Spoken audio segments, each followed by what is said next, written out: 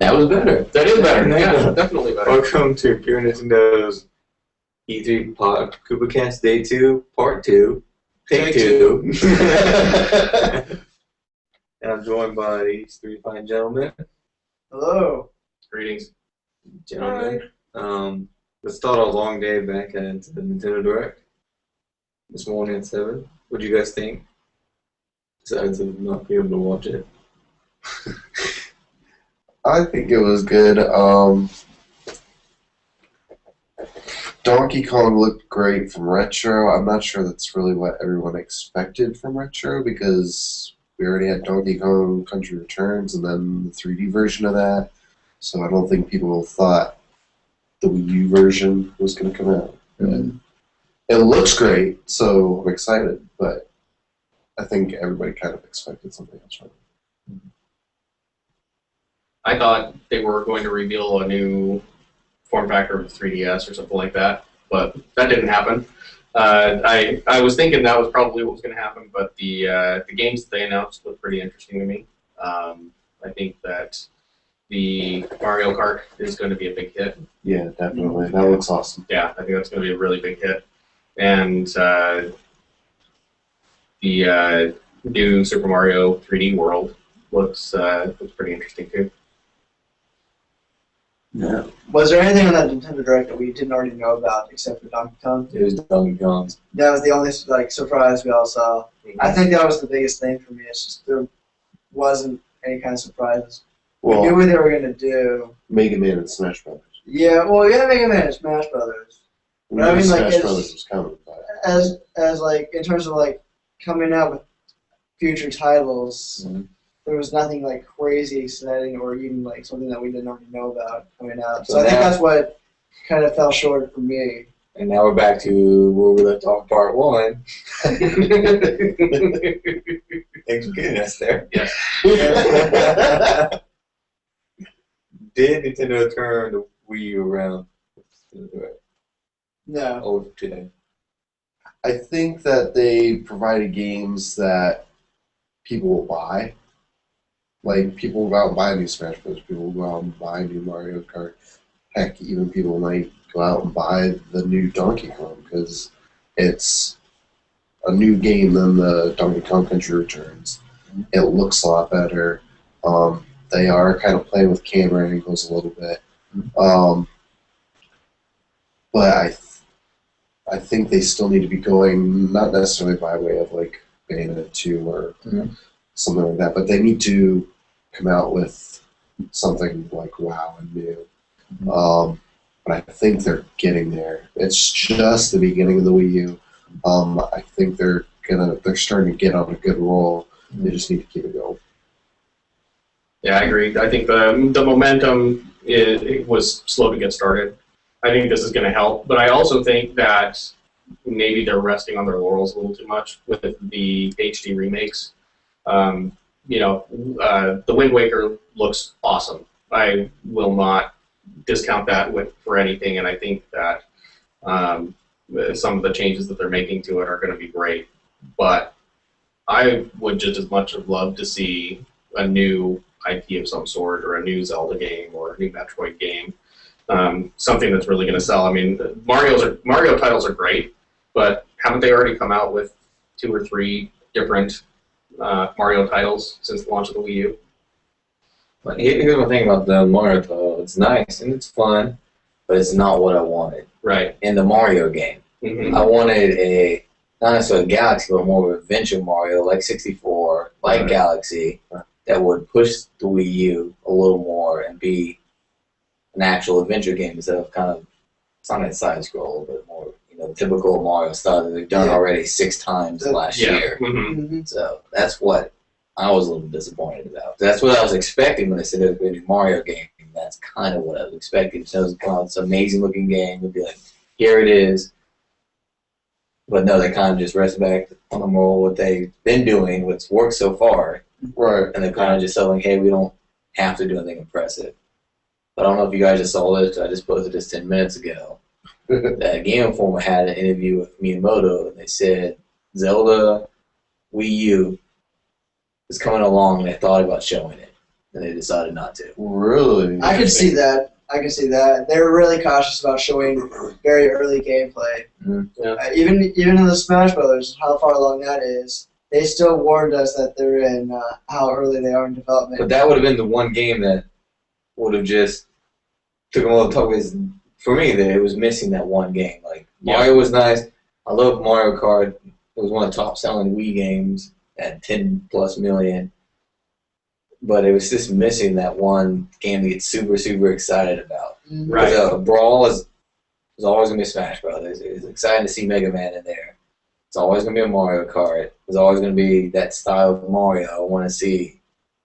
It was always going to be a Zelda, but I want to see the Zelda. I want to see what's going to look like in HD. Yeah. What their plans are, and they should have showed it. Well, and at the end of the showcase where they showed the Smash Bros. Gameplay, they said, we want to show you something else, and even showed just a little clip of the new HD Zelda. I think it would have put the whole thing over the top. Like, people would have been like, that's awesome. Yeah, because it would have been perfect. You got your Mario Kart, you got your Smash Brothers, and you got your Zelda. Right. That's all people wanted. Right. But Donkey Kong Country. And Metroid, but yeah, that's another story. But Okay, yeah, well, that's not Metroid so much. It's just that, I mean, going around E3, I'm looking back at Nintendo, it's just that they haven't proved to me that they can keep up with the PS4 and the Xbox One. And I don't think they're trying now. Yeah. And But that's not inspiring confidence in me in a consumer. Yeah, these other games look great graphically, but they're also showing things like the, not constant multiplayer, but what's it called? Living world, consistent world, something like that. I mean, all that's, there's these new elements that I see that they look really nice. Mhm. And, you know, when I go back to Nintendo, and it's like, well, okay, what are they doing to release third parties and make sure that they're keeping up with this and these new gameplay styles? I agree with you to an extent. I think Nintendo needs to do what they need to do, but I don't think no one knows how to use the Wii U. Same thing with the Wii. No one knew how to push the Wii. Yeah. Like, no one could get the Galaxy type of game for a very long time. And so Nintendo needs it. So it's up to Nintendo to show that, hey, we can actually create a halfway decent game. Like showing off Zelda, showing 10 seconds of like, hey, right. this is in-game, 10 seconds of Zelda is what we have. Well, that's happened with the NES and the SNES and the GameCube. I mean, you know, they develop things and they build stuff into that hardware that until somebody really starts poking her with it. Exactly. Yeah, it needs to be, and that's why people aren't poking at it. Yeah. And so now it's up to Nintendo to poke it. At least with the Wii, there was still some people attempting stuff. Well, and there wasn't really any way for them to do that, considering they were doing a lot of ports with the launch titles. Well, like you were saying with the Super Mario thing, is that the title they showed today was the same 2D Mario, just in a different perspective. And that's why it sells well. But like you're saying, I think they needed to do something more, not exactly Galaxy per se, but like you're saying, like a Mario adventure. They didn't take any risks. Right, exactly. Because they did basically what they did with 3DS. Mario Kart, another 3D Mario, and we got Smash with it. And that's basically the same game plan. Right. And not saying that I'm unhappy with the Mario title that they showed off at all, but I really think they could have maybe pushed the envelope a little bit more, and they just didn't. They played it very conservatively, I think. No, and not saying it won't sell well, because it probably will, because it's Mario. Yeah, of course. Yeah. But it's enough to totally turn it around. No. Because it's I'll admit, it's in more trouble than the 3DS was at this time. It's not. And a Mario Kart and a Mario 3D Land was fine for the 3DS for a handheld system. I'm not convinced that this is going to turn the Wii U around. That's why even if it was 10 seconds of Zelda of a game that's 3 years out, people are like, hey, this is what it can do, and this is what we're going to get. And that's what people are going to buy the PS4 for, is what they're going to get. None of it's out now. Right. Very little few people buying it, but it's what they can get in the future. Well, that's what Microsoft and Sony do so well, is that they have these games that, you may not be able to play them for a while, but they're going to show you, and they're really going to get you hyped up for a game that's still 2 years down the road. And Nintendo just doesn't really. Yeah, there were boatload of titles at those press events, so they're saying, available 2014 or late 2014, and there's stuff that's still 2 years out. Going back with, I guess you can go with Microsoft. They showed a Halo teaser, and it was nothing. It's Sure, because people wanted it. Yeah. Fans wanted it. If you think Microsoft their system, and Halo game. It's the same concept. It's what they're. It was just like a big animated CG thing. It was really nothing, but it got me excited. It got a bunch of people excited because it was just Halo there for 10 seconds. And that's how they needed something.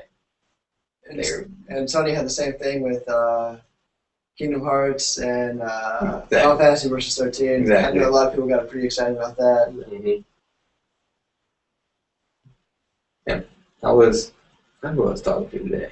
Maybe someone in this room. Because I was talking about how when I was at the Microsoft event, I felt exhausted because it was constant. And I thought it was because it was game after game after game. No, it was because it was game after game of shooters, of fighters, of these intense action-packed games. And I was exhausted out. I was like, this is why I love Nintendo, because it's different. Mm-hmm. This is why people should still turn to Nintendo, because it's a different experience. If you want your shooters, go buy a PS4, go buy an Xbox One.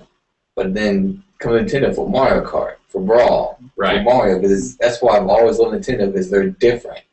I don't always want to play shooter after shooter after shooter. I like my Mario games. It's a different pace. It's a different feeling. It's not, I feel stressed. I have to kill something. Well, I spent a good portion of the day in the PlayStation booth, in the Sony booth, and in the Nintendo booth, and the feeling of the games from within each family is entirely different. Mm-hmm. Which I think is really interesting. You walk into the Nintendo booth and you end up with a lot of sort of cartoony and fun games and things that are kind of interesting, visually interesting, simpler gameplay perhaps.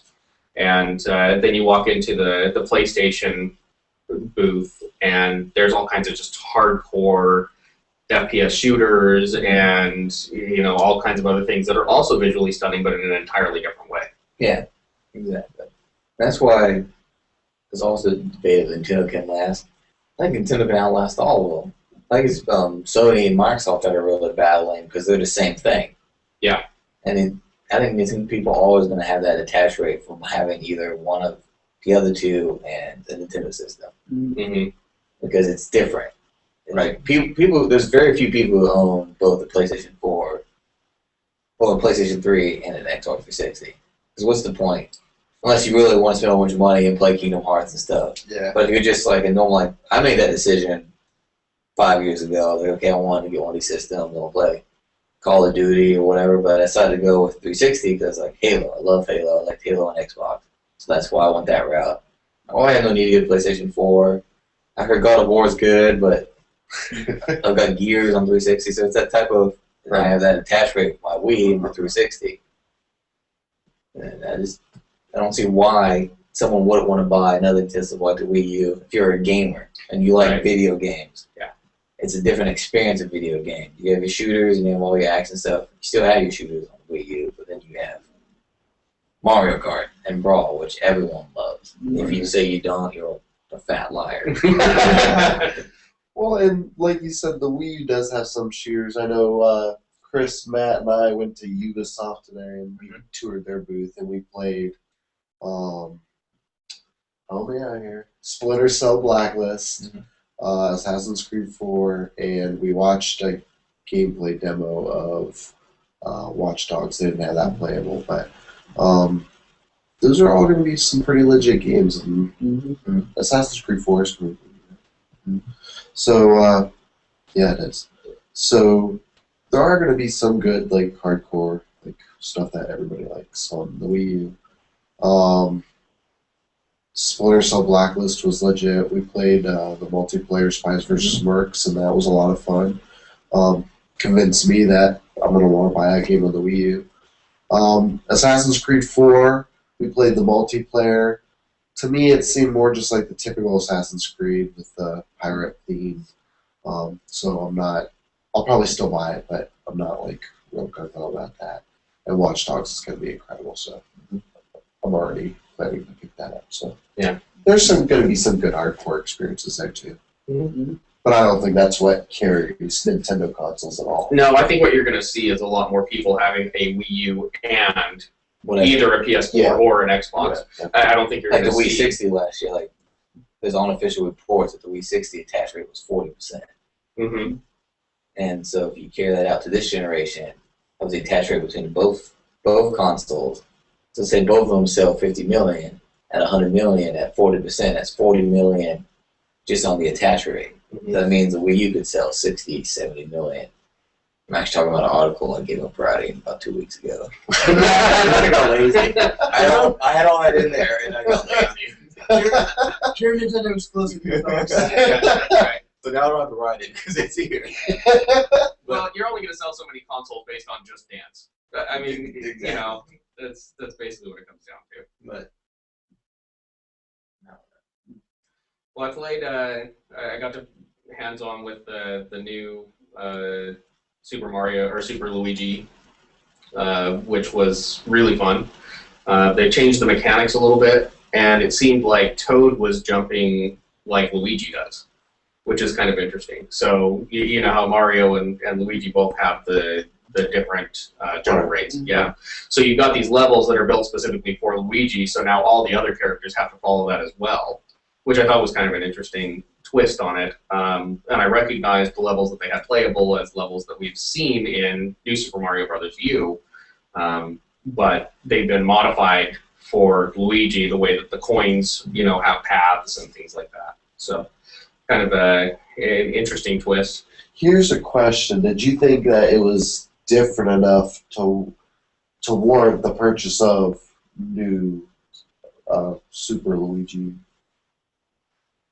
It's hard to say. I mean, just playing the one level that was the same, it's hard to say whether the other levels are going to be, you know, just updates using Luigi, or if they're going to really change them in a way that's meaningful for Luigi itself. Because that's, I think, what most people's concerned about.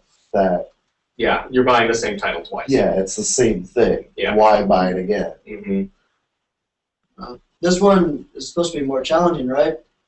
It's definitely It's challenging. harder design levels, and you only have 100 seconds And to it's get true. through. Yeah, they It's like did change the time. $20, $30 if you the DLC. $20. Yeah, $20 DLC. And then it's a little more if you buy it retail. Yeah, I'll drop $20 for it. I think it's worth it. You know, and if nothing else, they'll extend the achievements and stars and whatever other things you can get. I think it's going to be interesting to see if they make it so that you have to launch Luigi U from the gamepad as a separate DLC, or if it'll be available, like they'll change the menu system to choose Mario or Luigi. So I think that's going to be interesting to see what they do there. So basically, if you want to extend your Mario Brothers U experience, Mm-hmm. for $20, Yeah. you get basically another game to get. Right. Yeah, it's not a bad price. I think it's fair. Yeah. Speaking of Mario, they didn't want to play the I don't know, 3D World? Mario Brothers, Wii U, and Cats. Yes, I did play it. I did like. Or is it Super Mario? Yeah. Yes. Why first with Nintendo? But I will have to say the cat suit is actually a lot cooler than it would be. It actually has a cool dynamic. It does have a really cool dynamic. Like you climb walls and you can jump a little. Like you have like a second jump more than you normally do. Yeah, you can get into places that you couldn't previously get, and there's a tumble. There's a tumble that's kind of like the old Mario slide and break through bricks thing. It's kind of like that, except you're rolling as the cat and breaking through bricks. So there's going to be some really interesting gameplay. And there's some. It seems like there seems to be some areas that you won't be able to reach unless you have the cat. Yes, suit. yeah, that's exactly I right. remember playing one level. You go down like the level. You have to go down, but there's some place up top. I didn't have the cat suit, so I ended up having to go down. But if you did, you can grab onto the side of the wall and climb up there, and it's probably rings, not rings. That's Sonic. That's Sonic. There's coins. Wrong property. Yeah. There's full of coins and junk all up there. So. There's a chaos Yeah. up there. Yeah, that'd be awesome. Yeah. I didn't play it. I look forward to playing it. The cat suit looked interesting. I kind of thought it was interesting and curious how it works, how the cat climbed up the final flagpole. Yes. Uh-huh. I thought that was kind of cool, but I'm Yeah. kind of curious to see how exactly that works. So. I think you just, based on what I saw, anywhere that you hit on the final flagpole, the cat crawls up to the top, and you automatically get the. Oh, so it all bonus. depends on if you have the suit or not. Yeah. I got you. Okay.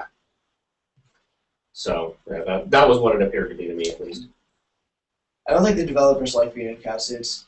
They didn't appear to That was look really like they funny. were having much fun with No. it. They like cats. The- So we're in the- cat suits. Yeah. So the American translators done that like the Yeah. Yeah.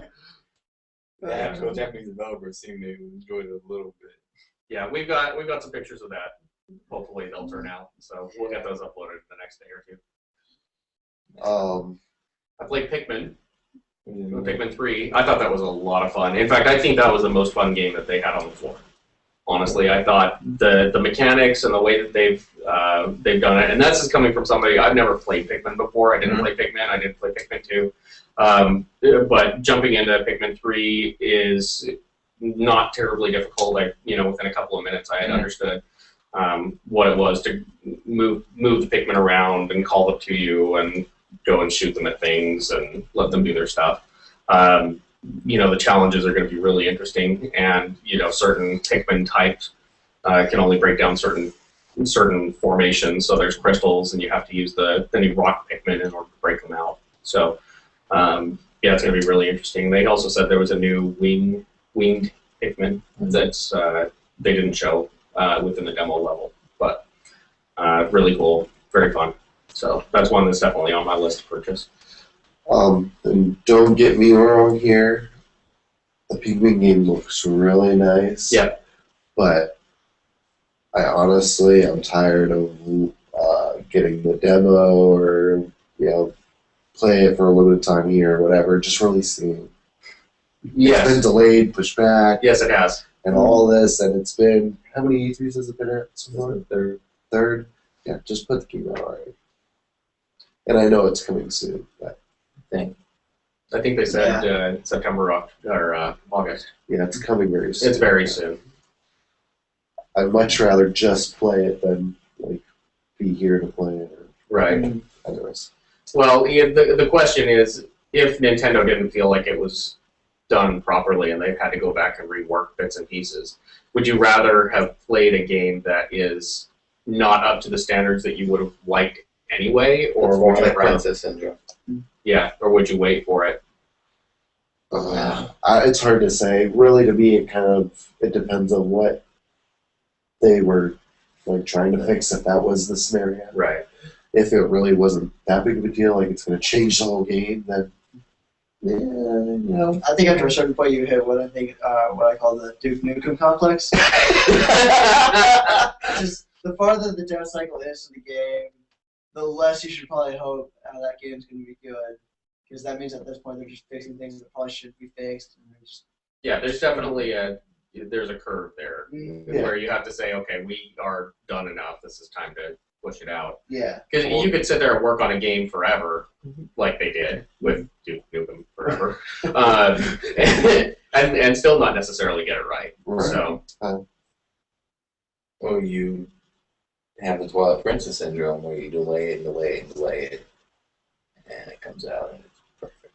Not perfect, it's good. but it's a really good game. Yeah. Yeah. And I'm sure Pikmin 3 is going to be an incredible game. It looks incredible from everything everybody says. It plays wonderfully. They're having a lot of fun. And it's really, I didn't really play much of 1 and 2, but 3 looks like it's just going to be a game that not only people are going to play and enjoy, but they can play it for a really long time. Like they touted today, it's going to be replayable. Yeah, it seemed like there's lots of different ways to go about solving the levels, and I think that's going to be a good thing for it. Yeah. Anyone check out Mario Kart 8? Yep, I did. It's good times. This track's huge this time around, though. I'm gonna say this right now. This could be the best Mario Kart out of 3 demo levels. They were play all 3? speed levels. Yeah. Yeah, they it just It's exactly what I wanted in Mario Kart, to be honest. Mm-hmm. That's the one thing I regret not doing today because I love racing games. Those are my sort of games. I love Mario Kart. We love Mario Kart in my house. And seeing the game today, I was like, I have to play that. I didn't play it today. Everybody else played it, and now I'm like, stop talking about it. I'm playing it tomorrow. So I'll probably spend most of my day tomorrow playing it, but it looks really good, and I can't wait to play it. It looks amazing. The control's amazing. Graphically, it's one of the strongest first-party Nintendo games out there. It looks amazing. It controls very well, and I love the gravity messing with it, and so it has the say flying, but the gliding from Mario Kart 7. Like I enjoyed that in Mario Kart 7. It's still in there.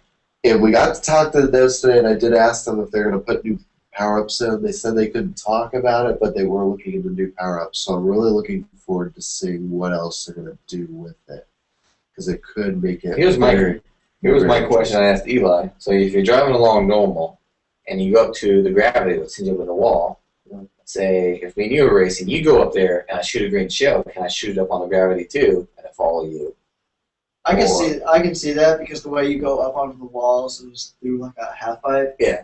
Well, it's like I don't know what it's supposed to be. Yeah. It's not a sheer right angle. Yeah. So there's nothing for that Koopa shell to like hit. So I'll probably just write it up there. But if you were next to it and I couldn't probably shoot you. I wonder if because green shells will bounce off walls and stuff. I wonder if it acts more like a ball. So if you shoot it up the ramp, will it just keep following that same trajectory, or will it kind of go up and if they're too high up on the wall, it'll kind of go up and fall back down? See, the thing is, it wasn't really a ramp. It looked like it was like energy that moved you, stuck you to the wall. Really? Yeah, I don't think it was an actual.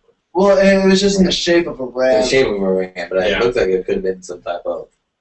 There was an entrance to that side. I don't know how deep Mario Kart is looking at turtle shell physics, but I'm just curious. That's something you think about when you're thinking about playing Mario. Not really. Yeah, it is. Plus, there's some hardcore Mario Kart. Yeah. Well, it sounds like you got a project for tomorrow to report back on Koopa Kast Part 3. I will take one. Yes. I will be playing a lot of Mario Kart tomorrow. Good. The only thing is that I played the single player version. And probably 50cc or less. Kevin understand what I mean by less. I mean, I got one shell shot at me, all 3 races. But not all the items are in there, too. I know, but I mean, it's just. Do you think they did that on purpose? Yeah, they people did it on could purpose. experience. Yeah. Right. But, it was missing that competition. It got kind of boring.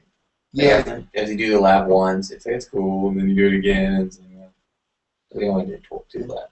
Kevin got hit with the shell in the last minute in the 3rd lap. Because he was racing against someone. He got that experience in. And that's part of what makes Mario Kart what Mario Kart is. It's always frantic and things are getting shot all over. Now here's the question. If there's a blue shell coming towards you, and you take up the gravity up to the side. That blue shell's taking you out. Yeah. Well, there's no reason you're not going to use the winged blue shell again. In Mario Kart 7, they have the one that just kind of acts like a red shell that's a blue shell. Mm-hmm.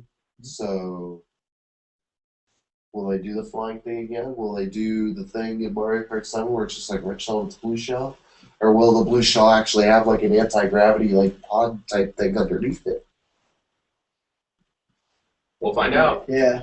Stay tuned. And what is the physics of the blue shell? Man. These are the questions we should have asked. Yes. How do blue shells work? First of all, where did a blue shell come from? Because we've seen red Koopas and green Koopas. I've never seen a blue one. Is that a question you want to ask the Insane Clown Posse, by chance? It's one of Bowser's misguided children. This game just got darker. That's it. Any other games you guys played? Did Yoshi's Island, or Yoshi's New Island. Actually, New Island. Mm-hmm. I feel like they moved the new around to the new Yoshi's Island. I didn't like that at all. Just call it Yoshi's Island 2.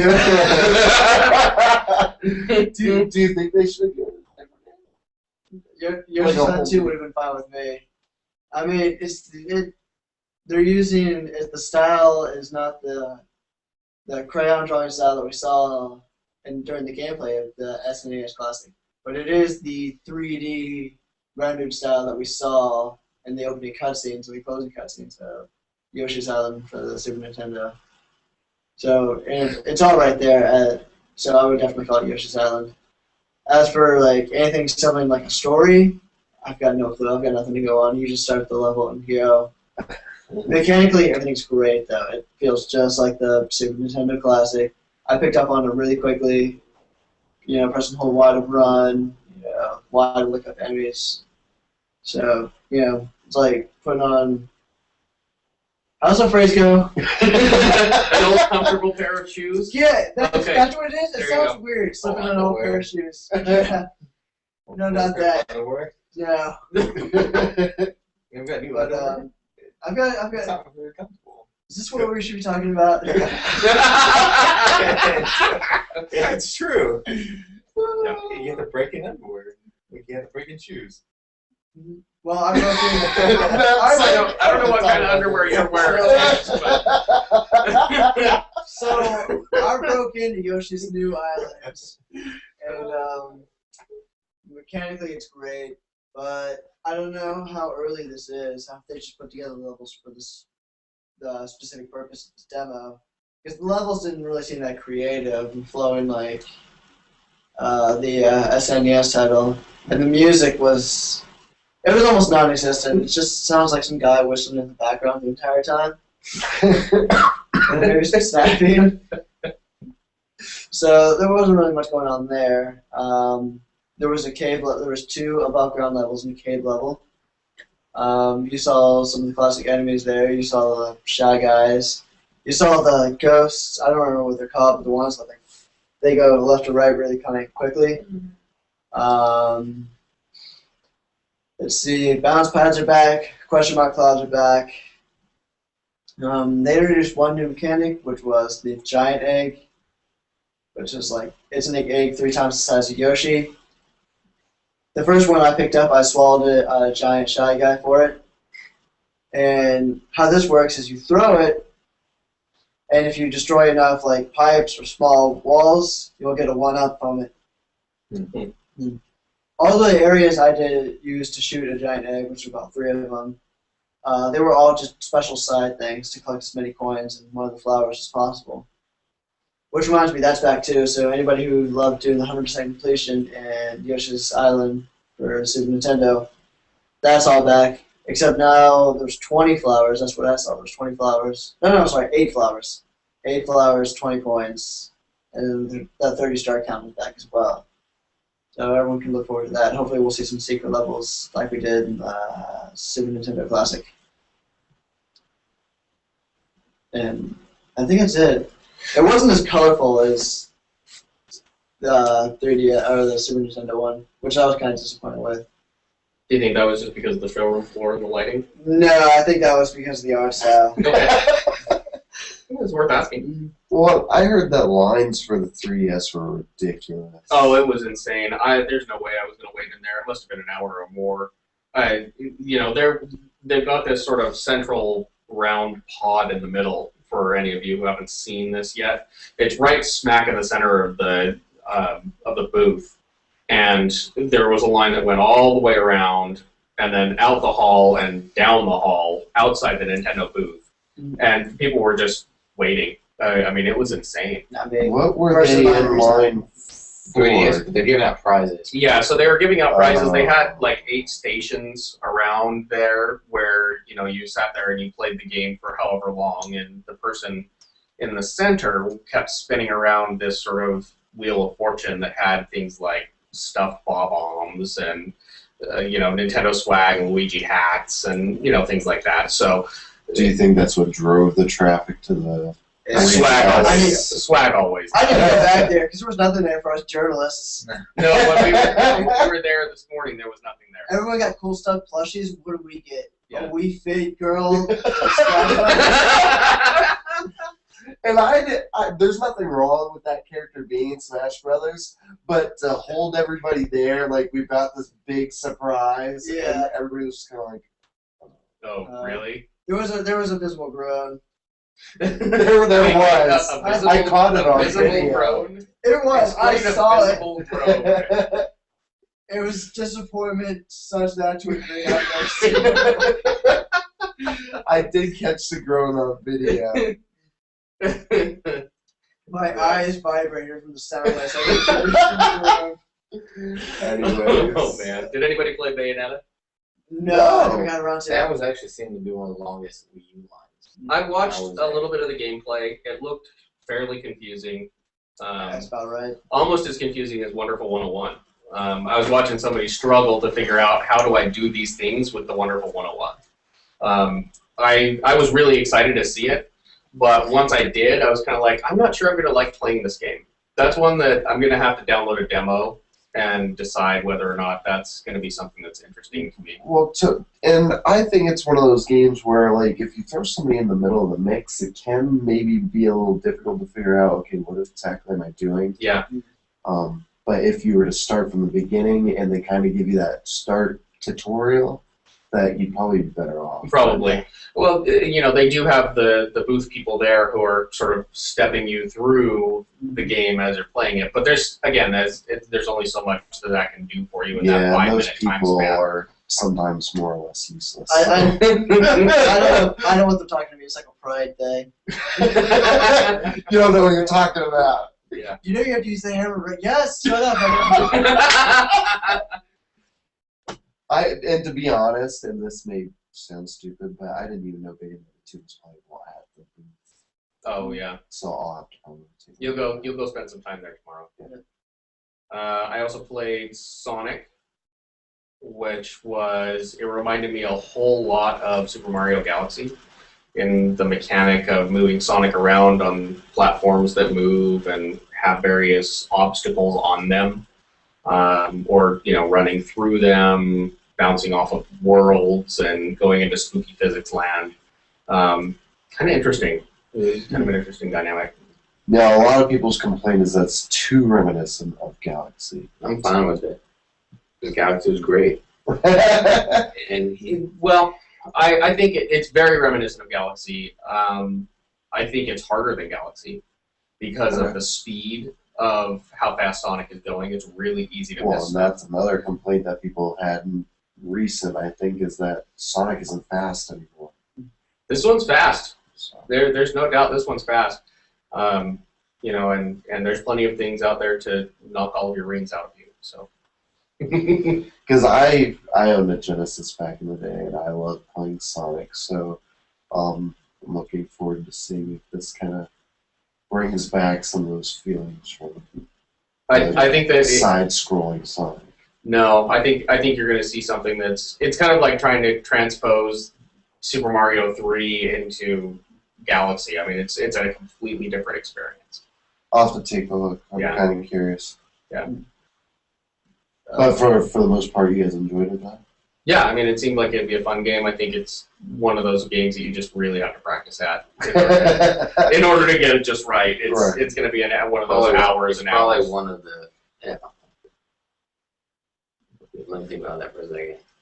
It could be one of the best 3D Sonics ever because there hasn't been a good 3D Sonic. So No, there hasn't. it could be one of the best 3D Sonics. Colors wasn't too bad. I enjoyed Sonic Colors for a little bit. I didn't like the whole aspect of the color. Like it wasn't. I didn't like collecting Sonic the creatures and Sonic stuff. just needs to run around. Yeah. I didn't like collecting the creatures and stuff. I liked the levels and stuff like that, but collecting the creatures was like a little too much. Yeah, there's plenty of running around, so I'm sure that will meet your expectations. I'll have to hit that too because I didn't get to that either. Yeah. Did you see Tails at all? DuckTales? No, Tails. Tails? Wow, Star. No. No? No, Okay. I did not. I didn't. I wasn't paying a whole lot of attention to that because I kept falling off of things and dying. Do people really like Tails? Because I think They- people more like they I just like- want Sonic. For a nostalgia point of view. He needs to show up and fly around in the background or something. Yeah. He doesn't need to talk. Yeah, we just pick you up every once in a while. yeah. No, I definitely did not see Tails or anybody. I don't care about anybody else. Okay, well, I mean, the first two That was was my fine, creative. and then it just kind of goes downhill from there. I mean, Knuckles, all right. yeah. He didn't fit in the world. Knuckles? Yeah, he was like super powerful. And, You fit better than Shadow did. It's true. Shadow, I don't think ever caught on at all. People just don't like Shadow. Did anybody play Disney Infinity? You'd have to pull Ben in for that one. Oh, did he play it? Yeah. Oh, okay. Well, Ben did the tour. I don't know if he played it. He might have gotten like a demo. Yeah. May have given him shown a demo. Yeah. No, he said he played it. Did he? I played it a little bit too. I thought that it's going to be a game more suited for little kids, in my opinion. I didn't have that much fun playing it. I thought that the mechanics of Jack Sparrow were slow, and it holds your hand a little too much in a lot of ways. So, there's a lot of auto aim. There's an arrow that points you in the right direction to keep you on track.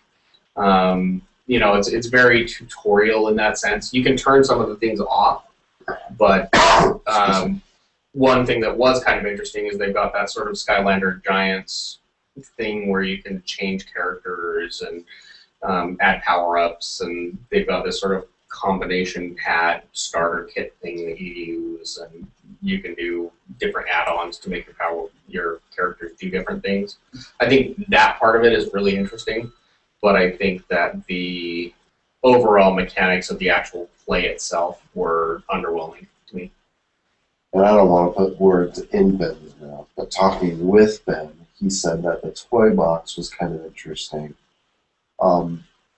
And he did happen to get his hands on one of the figures, and I think the figures look nice. There's a lot of Very detail much, to the figures. Absolutely. But really the figures are only a small portion of what I think the game actually is. So. Right.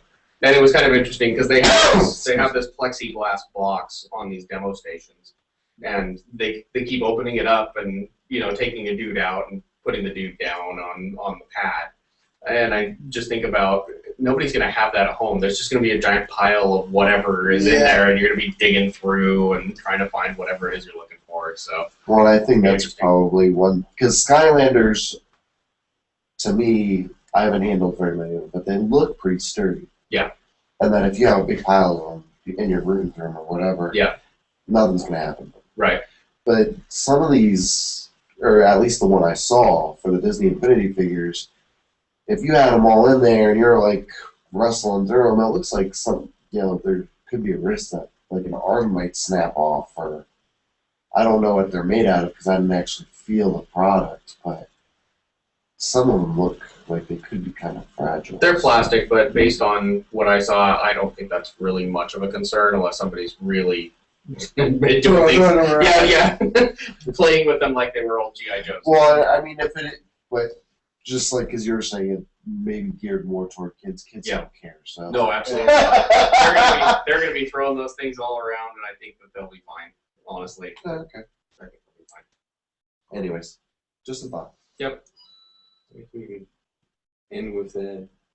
That lovely sound. Yes. If anybody heard the coin, that is the sound of this ending. Yep. And see you guys tomorrow. That's right. See you all later. Good night.